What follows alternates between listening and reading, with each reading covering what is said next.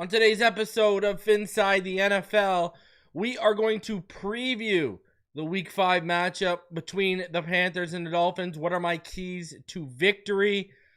And a whole lot more, including my matchup to watch. We'll go over how these teams stack up, the usual. Plus, Pro Football Network put out a trade that had a lot of social media talking yesterday, and we will talk about it here.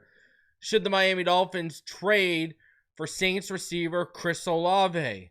He's on the block apparently, and we'll dive into that. Plus, we'll have more on Tyreek Hill as he actually visited with the team. So, we got a lot to talk about. Do me the favor, smash the like button. If you're new, go ahead and subscribe. And as always, let's get into this.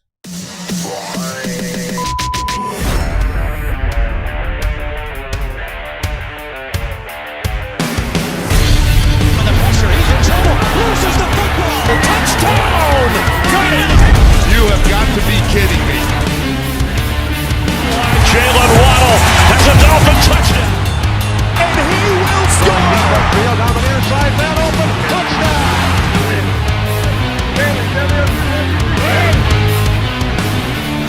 The run from Tua Tagovailoa. Touchdown! He's going deep. He's going to put a touchdown again.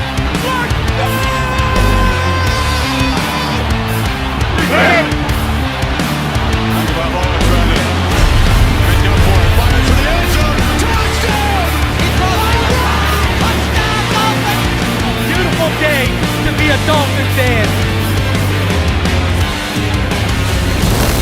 Let's go!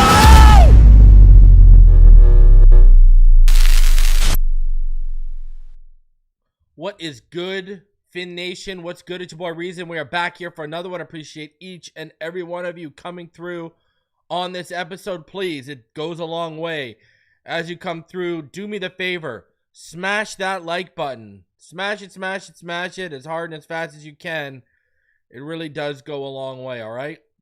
If you are new, go ahead and subscribe as we are under 2K away until 20 away. All right, I will be giving away 5 different prizes to 5 different people when we get to 20K. So let's get there.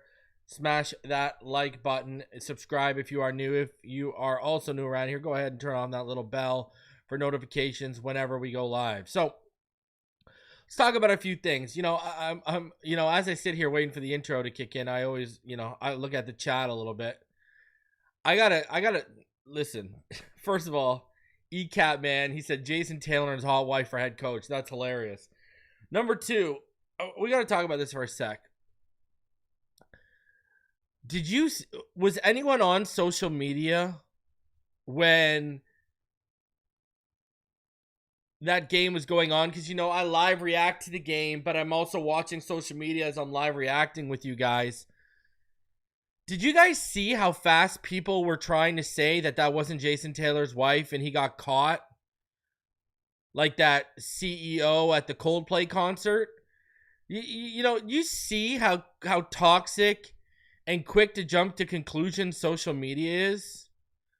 I don't know if you guys were on social media, but if you were on X when that screen capture was caught from the game, people were on X trying to say, who didn't know that was Jason Taylor's wife, trying to say Jason Taylor got caught cheating because remember, she got up off his lap, right?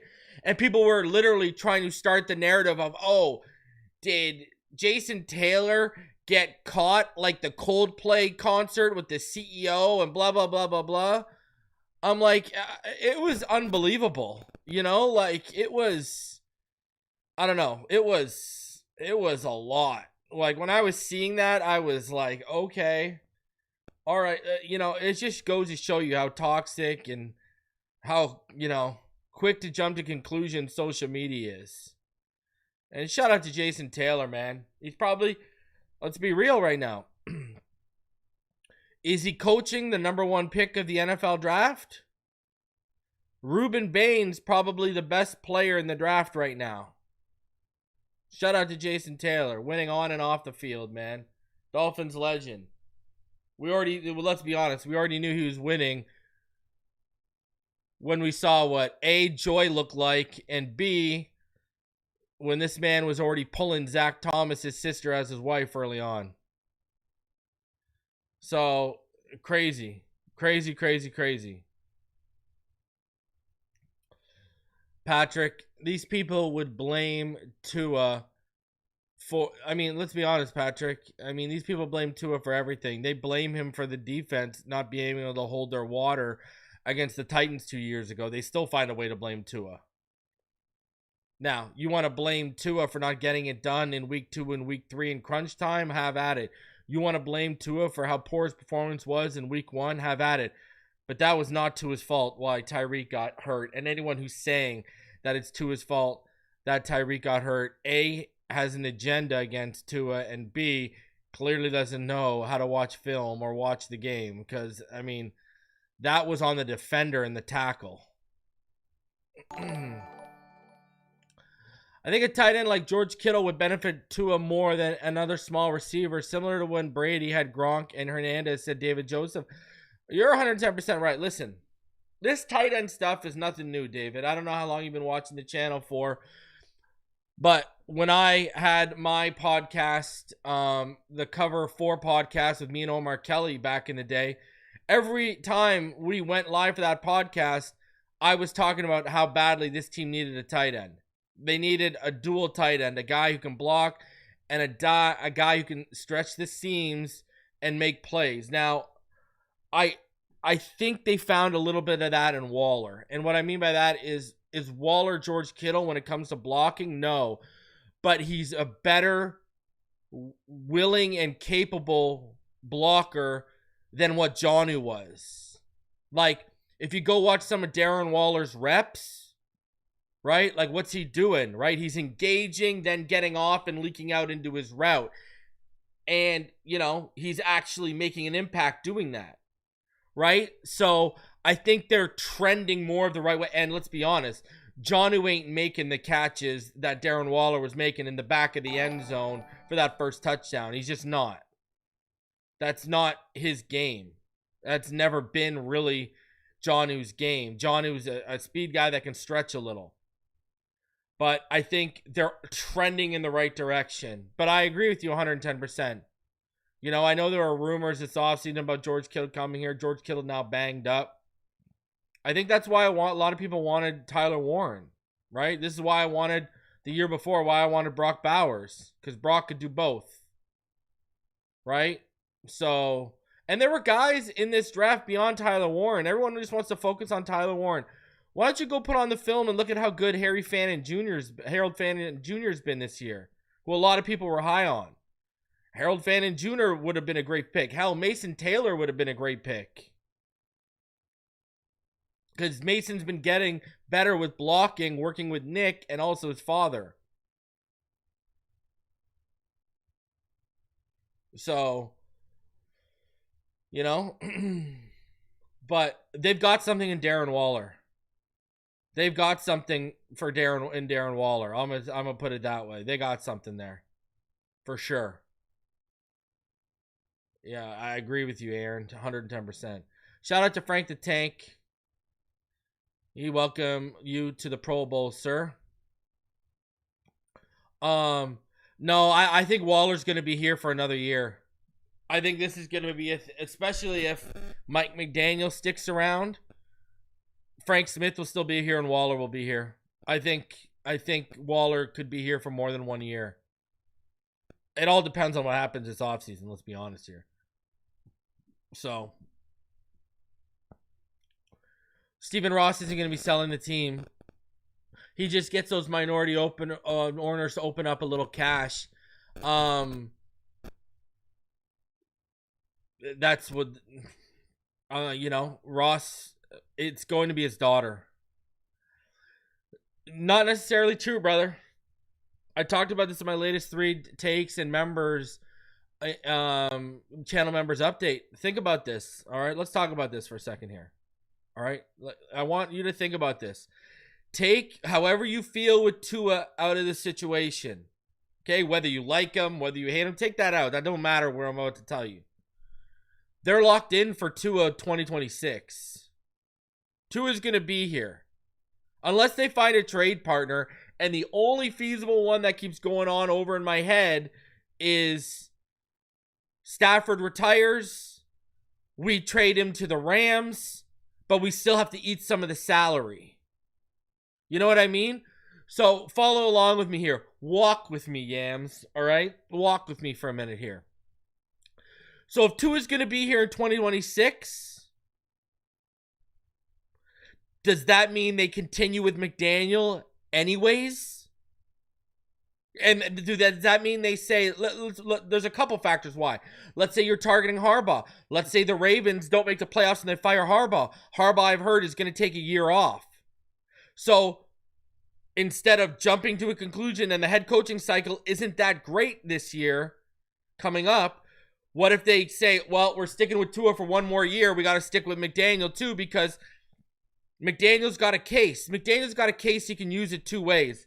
If Tua's sticking here, he's got this case. If he wants his own quarterback, he's got this case I'm about to tell you right now. Mike McDaniel can literally walk, and think about this. Again, take your feelings for Mike McDaniel, whether you like him or not, out of the equation and listen to what I'm about to tell everyone here. Mike McDaniel can walk into Stephen Ross's office and he can say two things. He can say either one, if Tua's staying, you should have me stay too, because do you really think you're going to bring a coach in here and they're going to maximize Tua like what you've seen me do in 2022 and 2023? That's number one. Number two, he can turn around and he can also say, hey, Tua's not it. You asked me to come here and utilize the kid. Look what I did in 2022, 2023. No coach in the NFL is going to get what I got out of Tua. Imagine what I could do with my own guy. Let me get my own guy in here, a high draft pick, and watch what I can do with that kid. And then I've even talked about this. If you draft the Lenore Sellers, Tua's on the roster in 2026 anyways. You're not forced to start Lenore Sellers. And if you're not forced to start Lenore Sellers because Tua's staying, you fire Mike McDaniel and you get rid of Tua after 2027. There are legitimate cases to be made here. And then let's talk about Tyreek. What if Tyreek Hill, think about this for a second. Rosenhaus is talking about Tyreek Hill wants to come back to Miami. Tyreek Hill has zero trade value now. Tyreek Hill has no guaranteed money next year. Tyreek Hill's probably going to be willing to come back for pennies on a dollar to try and earn some money. And I could see them even bringing back Tyreek Hill. And I think they shouldn't, but I could see if Greer and McDaniel are here, I could see them saying to Tyreek Hill, hey man, we're not going to give you very much guaranteed money. Prove it year. Come here.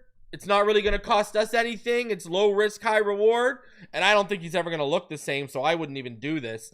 But we all know how they think. We all know how Chris Greer operates. He's the king of trying to sign the injury-prone, high-risk, high-reward player. And it always ends up we fall on the bad side of the high risk.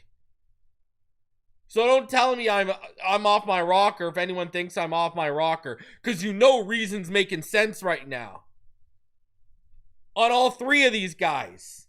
I honestly believe there's a world where all three, especially if this team turns it around and finishes 9-8. If this team turns it around over the next 6 games, Lord help us. We're going to be right back there. And I wouldn't do any of this. I'm just telling you, prepare yourself for the worst case scenario. That's what I'm telling you. Now, either way, new coach, new GM, whatever the case is, Tua's going to be here because of his contract. Unless you can find a trade partner post June 1st, which I've told you the Rams would maybe make sense. What if the San Francisco 49ers? Well, now they're figuring it out with Mac Jones. They're probably just going to bring him back on the cheap.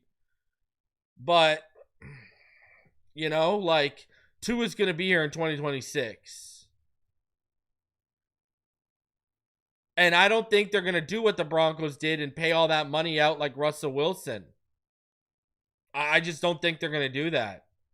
I don't see Ross ponying up all that money. So, but that could be a blessing in disguise. I'm trying to tell you guys this. Tua being here for one more year could be a blessing in disguise if you draft the right quarterback. Because now you are not forced to start that brand new quarterback in year one, day one. You can let that guy develop at least for a year behind Tua in 2027.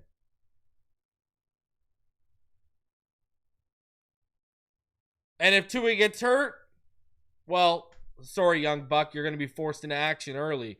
But that could be a best case scenario if you draft a quarterback. Don't throw them to the wolves in year one. We can finally develop a guy properly. Now, we got to have the proper coaching staff in here to develop that kid. But you get where I'm going with this. If you draft a quarterback in the first round, Tua Tagovailoa sticking around for another year could be a blessing in disguise for our future. Not the short term, but our future. And, you know, like, this is what you kind of hope. You kind of hope you fall into the effect of like a San Francisco or a team like that, where you have a down year where you get like a top 5 pick, but then the turnover is quick and you are competitive the next year. That's what you hope for, right? So, I don't know. We'll see. But, you know, like, listen, I'm down for Tua to be here for another year if it helps with the development of someone they draft in round one. That makes a lot of sense. Right? But you still, I think, would have to change the head coach and the GM. And then you have your out into his contract in the 2027 offseason, and you decide what to do there. So, you know, but I'm just telling you, just prepare for your worst. There is a world where Chris Greer, McDaniel, Tyreek, and Tua are all back next year. That's why I said these next 6 games, man, this team's going to sink or swim. Here we go. Get ready for it. Brother, it's going to happen. Come on. It's going to happen. Tua's going to go somewhere else and be successful. McDaniel's going to go somewhere else as an OC, then get another chance as a head coach, figure it out, and be successful somewhere else. This is the cycle of being a Dolphin fan. Even when it's time for us and another party to part ways because that's just what's best for everyone involved, said party who departs goes and finds success somewhere else. That's literally the life of a Dolphin fan. Have we not been living this cycle for the past 25 years? Since Shula and Marino left? I'm just saying, think about, like, man, this is what it is. Expect it. You know? Expect it. That's what happens to us. Tannehill goes and finds playoff success with the Titans. Ramsey goes this year and in game 1 is making game-sealing plays for the Steelers. I mean, do we got to go any further than that? Didn't Jay Ajayi go win a Super Bowl with the Philadelphia Eagles on the Nick Foles team? Everyone goes and finds success. Except us.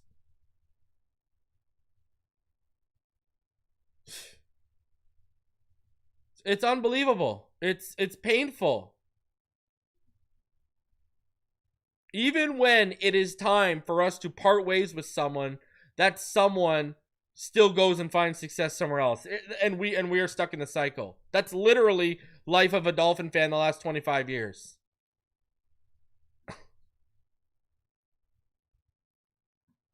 If I have told you this, if someone tells me we're cursed, I will not argue anyone anymore.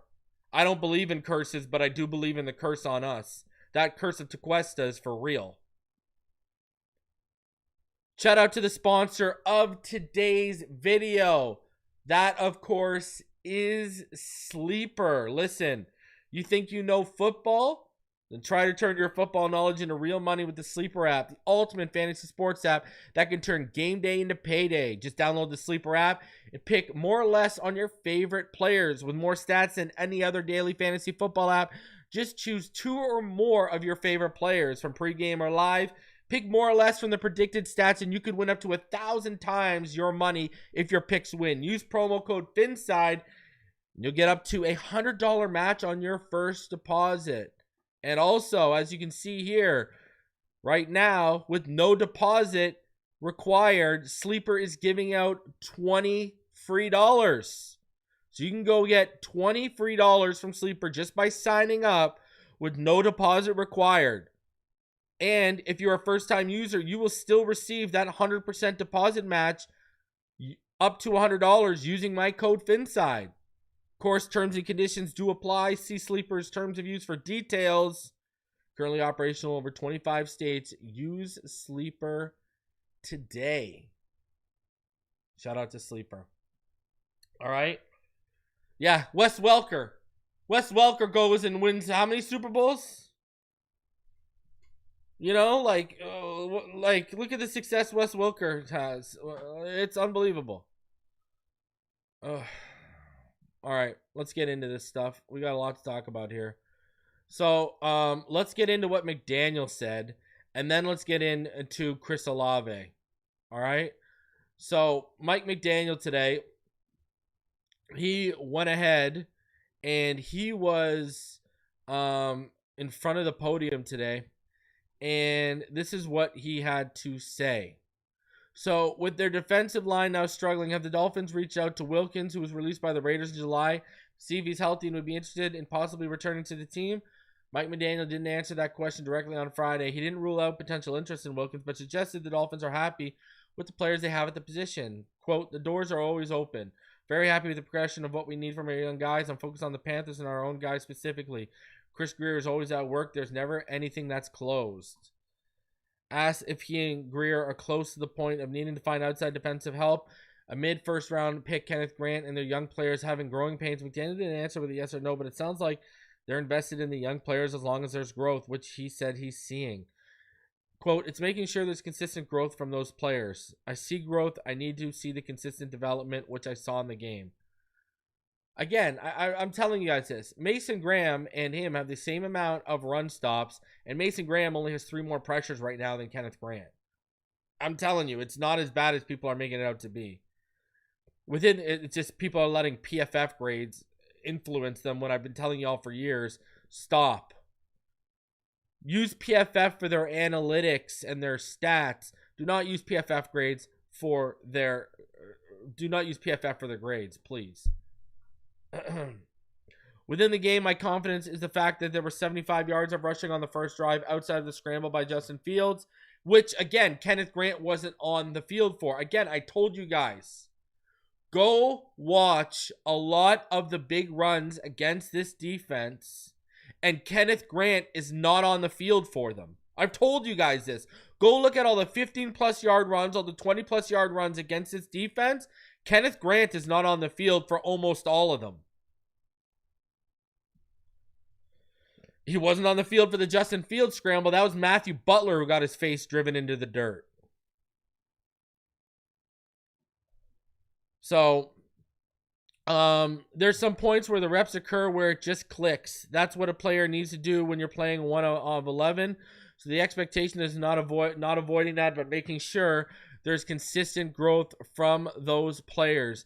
Everybody wants it sooner, but there's a pattern of all of it, and it's pretty consistent with the development of young players. I spoke to the players about October as the month to set up to be distracted. October hits, and teams either get better or worse.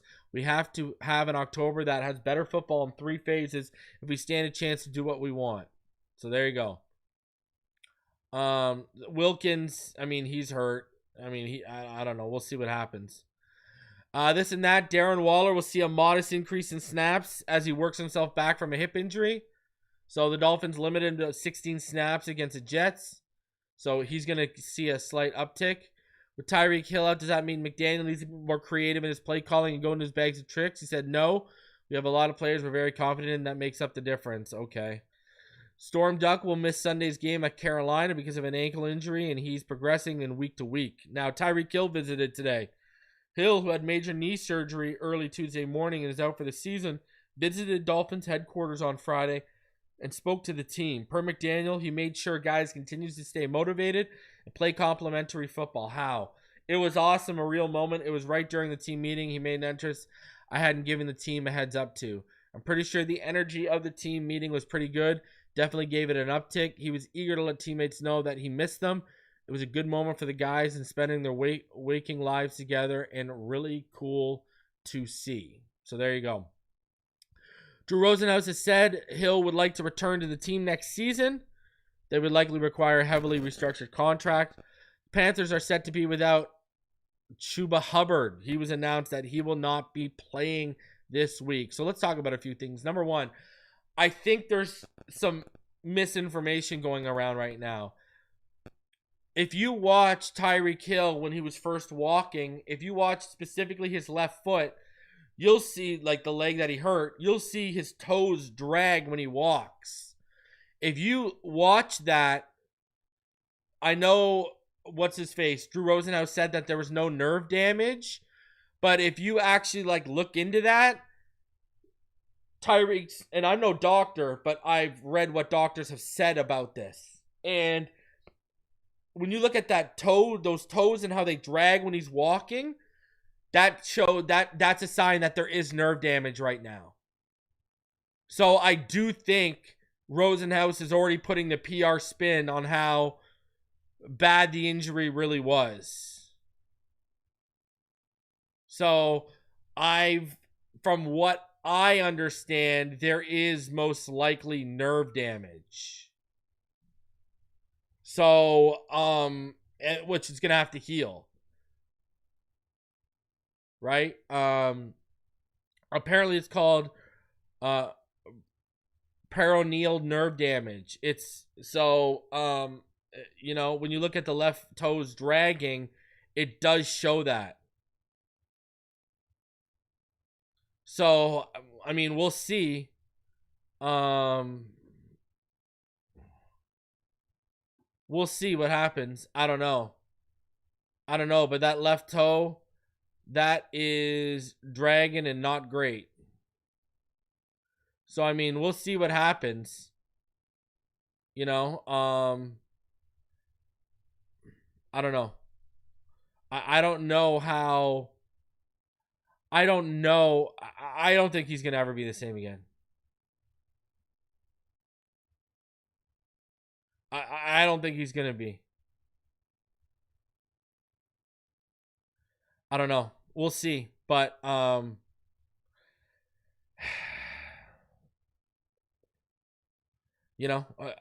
it's not good. When you watch the video, go watch the video of him walking already, and watch his left foot, and you'll see the toes dragging. And that's potential nerve damage right there. So, I don't know about Tyreek Hill and where we go from here. I wouldn't even on a restructured, team-friendly deal, I move on. Move on. Please, you have to move on. Now, with Christian Wilkins. First of all, with Kenneth Grant.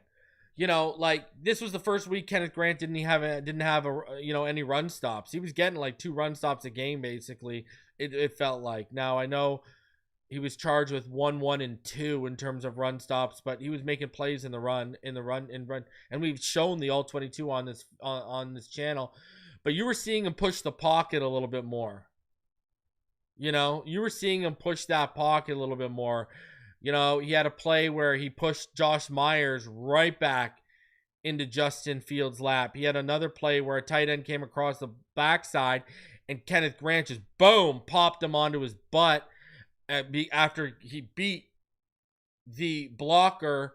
He beat the offensive lineman with a quick move out of his stance, just beat him, penetrated, blew up the tight end, and he came to shut the run down.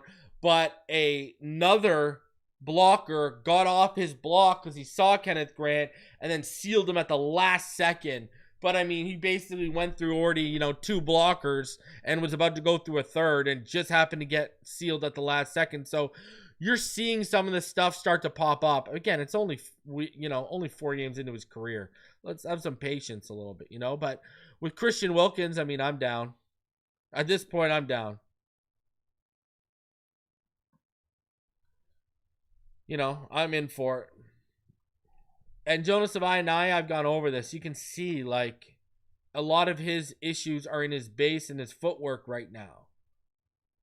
And I do think that is getting refined to the left side and the interior.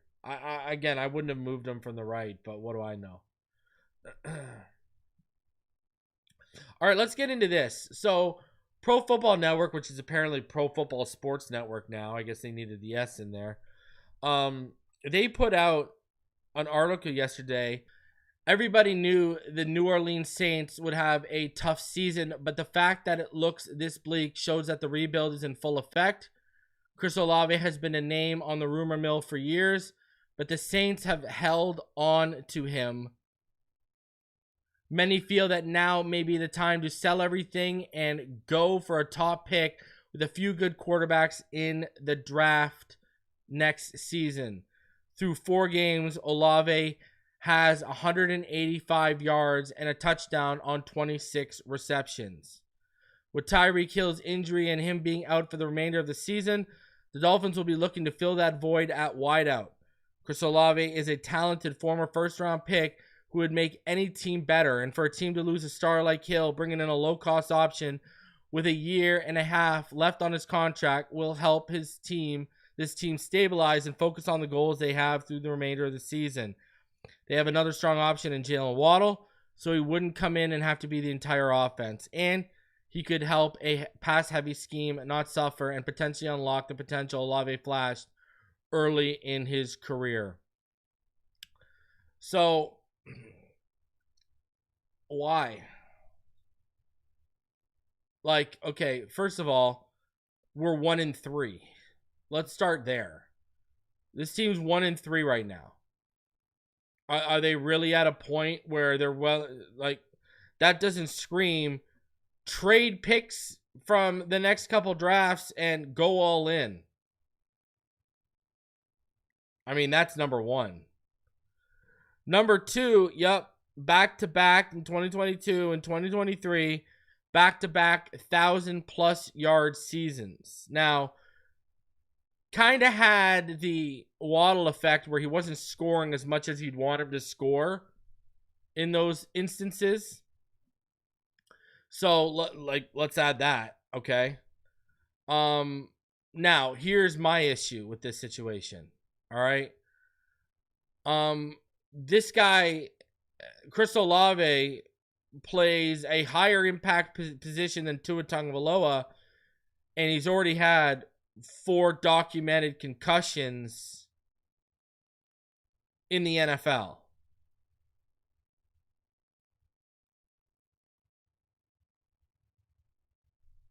I mean, remember, what was it, last year? Was it last year? I think it was last year where he had 2 concussions in like 1 year within like a 3-week or 4-week span or something like that. Like, Chris Olave has concussion issues. So what are you going to give up for that? Let's start there. I mean, you're not giving up a 3rd round pick for someone like that. I don't care if you were drafted in the 1st round, the talent's evident. I mean, you're in a higher impact position. There is a chance you're going to make a catch over the middle and get lit up. And then season over for you.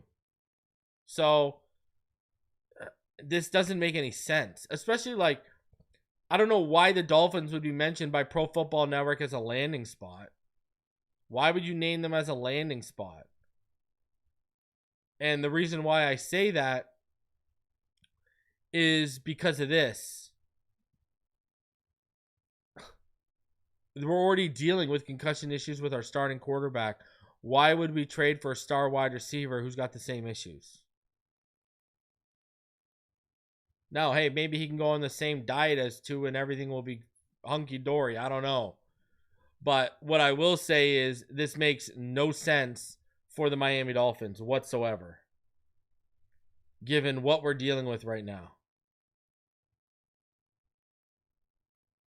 and what we've dealt with the last couple of years. So that's a pass for me, ladies and gentlemen.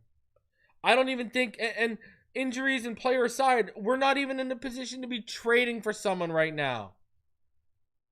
This is not a team that is making a run for the playoffs right now. We're 1-3. So why are we even having this discussion? Why are we even a landing spot?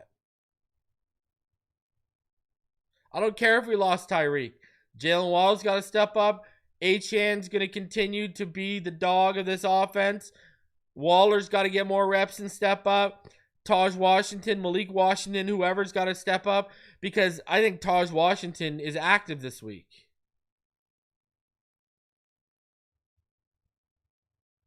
Just because Chris Grier loves getting high risk, high reward, injury prone players doesn't mean you should trade.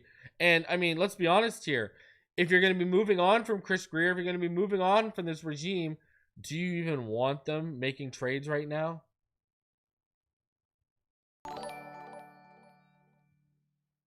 You know, like, do you even want that? Ask yourself this question. Do you want Chris Grier trading more picks?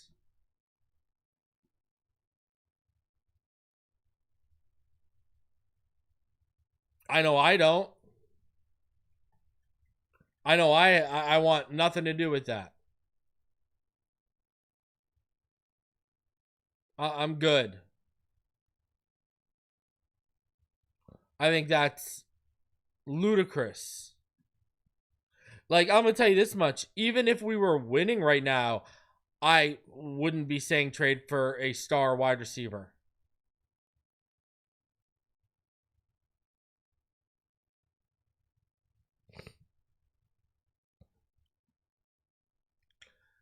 I know we're not there yet, far from it, but are you a fan of Will Lee, the cornerback from Texas A&M? Yeah, he's good. He's good. Now, I mean, you know, Jermon McCoy, Avian Terrell, AJ Harris would probably be my top 3 guys right now. But I think he's in the conversation with, like, Malik Muhammad for being, like, the 4th best. You know, maybe Kamari Ramsey's in that conversation too. But I think, you know, he's in the conversation for, you know, 4th best corner in this class, maybe 3rd. But I like AJ Harris, McCoy, and Terrell a lot as my top 3 right now. But, you know, Willie could be a riser by the end of it, right? So, yeah.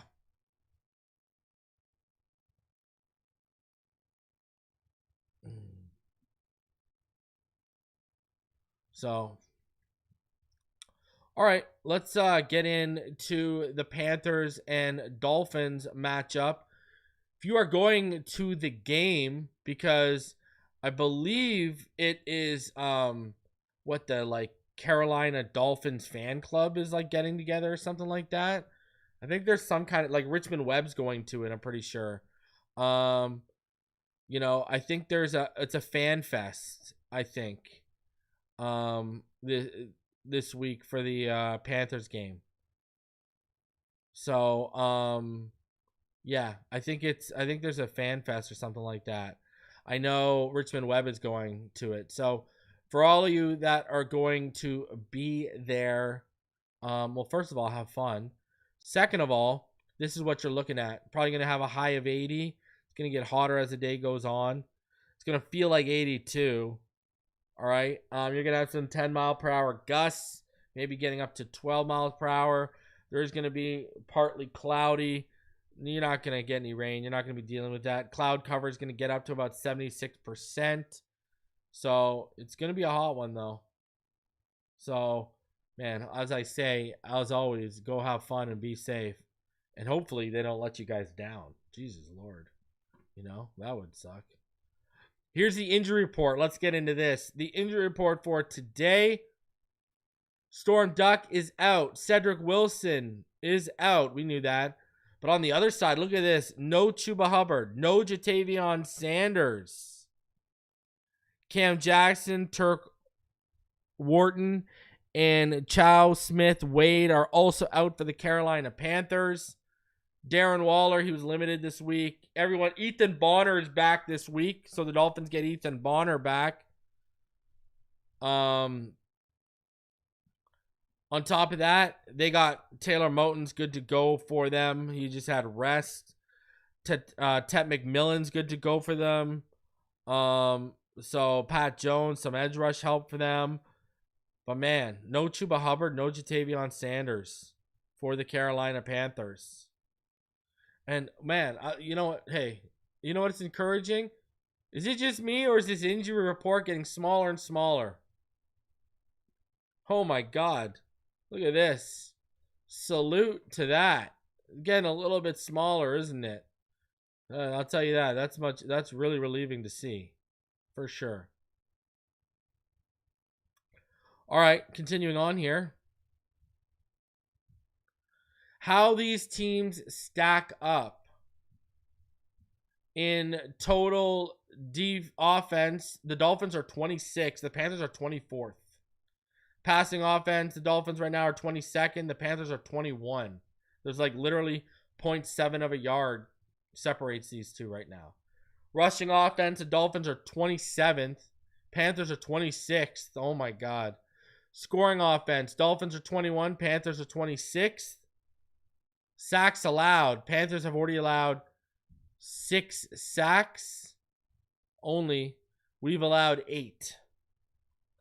Third down, the Dolphins continue to be one of the best in the NFL. They are number 2. They've dropped from number 1. They're now the second best third down offense in the NFL. The Panthers are 20th. Now, on defense, they're performing a little bit better than we are.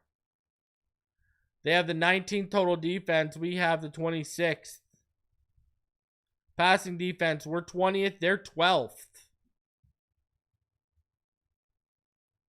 So, I mean, you know, now, we don't have a J.C. Horn.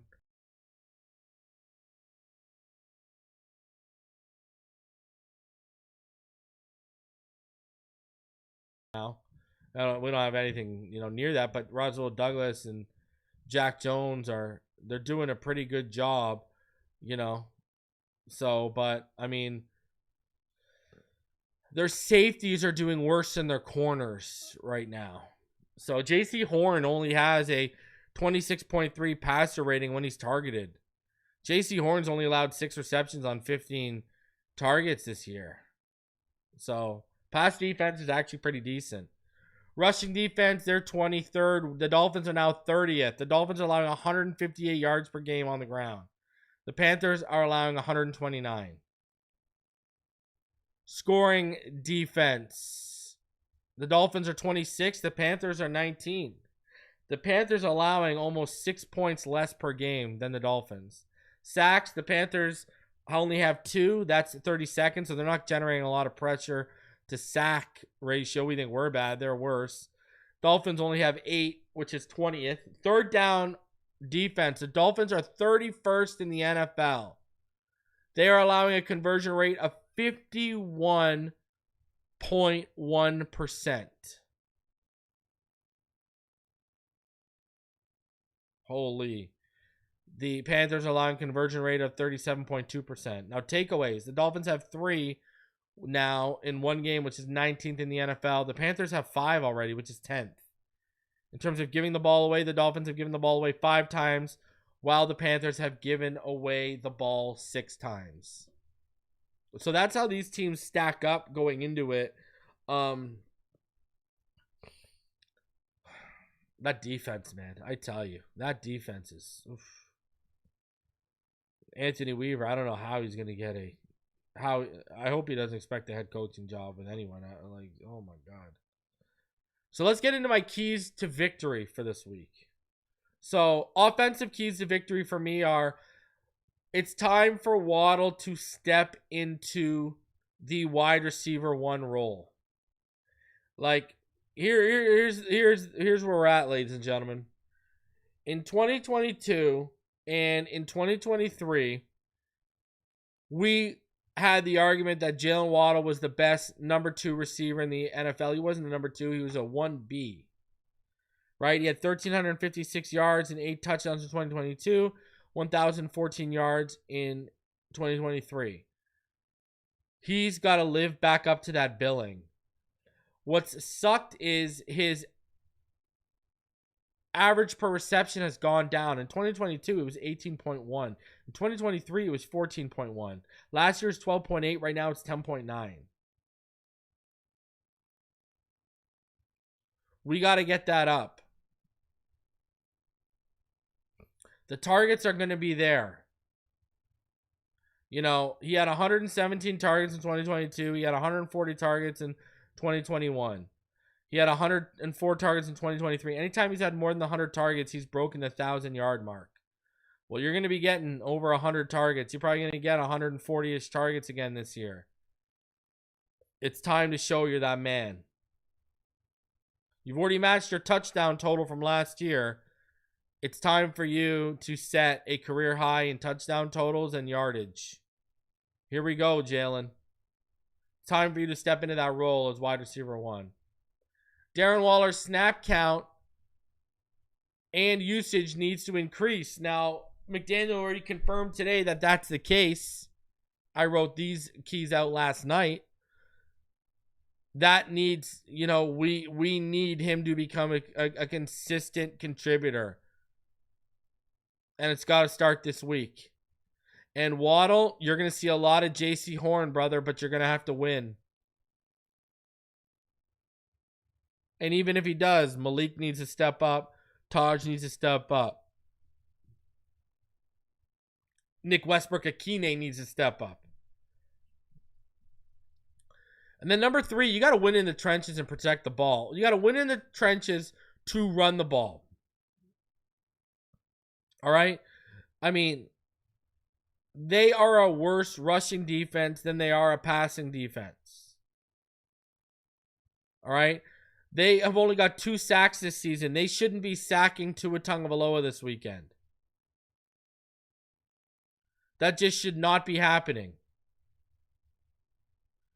They're allowing 129.3 yards on the ground per game. You need to run the football.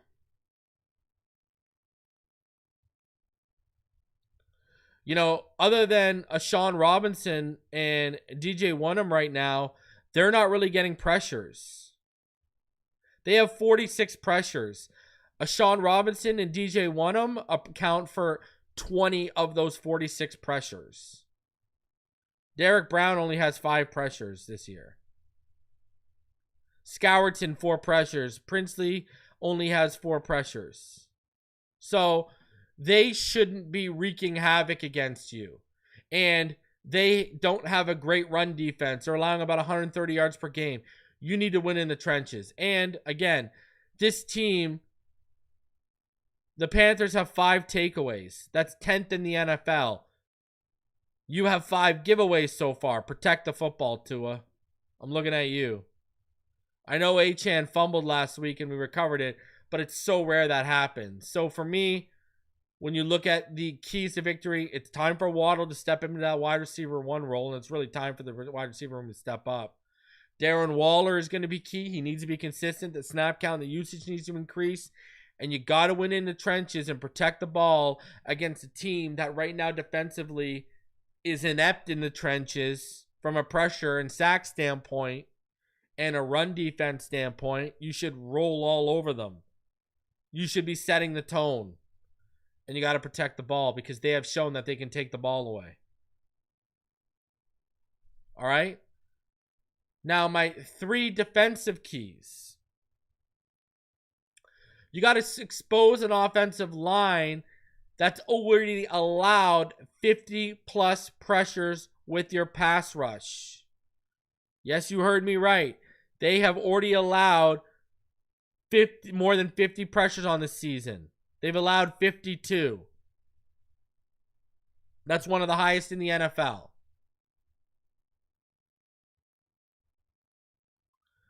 Ikem Ekwonu, their left tackle, he is a pressure machine. He's already allowed 15 pressures.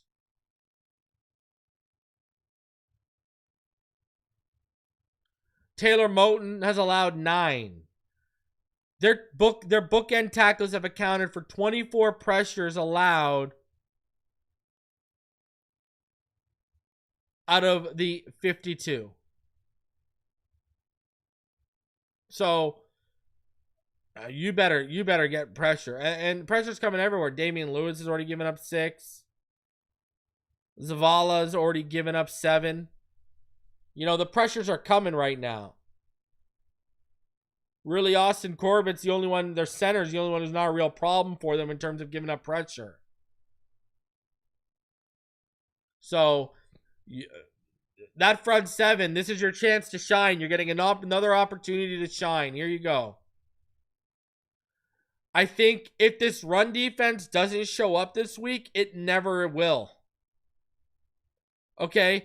You are talking about a running offense that's averaging only 100.3 yards per game, and that was with Chuba Hubbard.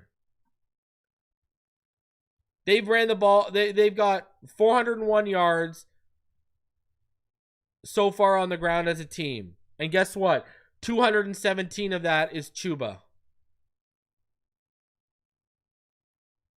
Don't let Trevor Etienne break out against you. Don't let Rico Dowdle break out against you. Rico Dowdle's only averaging 3 yards per carry, and he's going to be assuming the running back. He's going to be assuming the running back 1 role. If this run defense doesn't show up this week, it never will, because this is a poor run offense. And then keep the turnovers coming, right? The Panthers have given the ball away more than you have. They've given the ball away 6 compared to your 5. So, take the ball away. Bryce Young has thrown 3 interceptions, and he's fumbled once. He lost that fumble.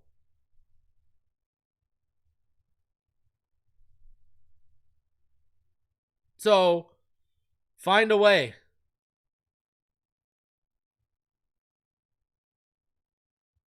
You know, Bryce Young, if you get pressure on him, you make life miserable for him, the turnovers are coming. So, expose an offensive line that's already allowed 50-plus pressures with your pass rush. If the run defense doesn't show up this week against a really poor run offense, it probably never will this year. And you got to keep building off the turnovers you created last week. All right? Now, what's my matchup to watch? My matchup to watch for this week would be Miami's defensive line against Carolina's offensive line.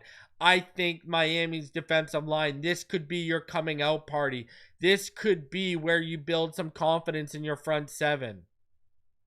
Here is your chance for like a 6-sack game, a 4-sack game, a 16 pressure game. Here's your chance to make life a living hell for an opposing front.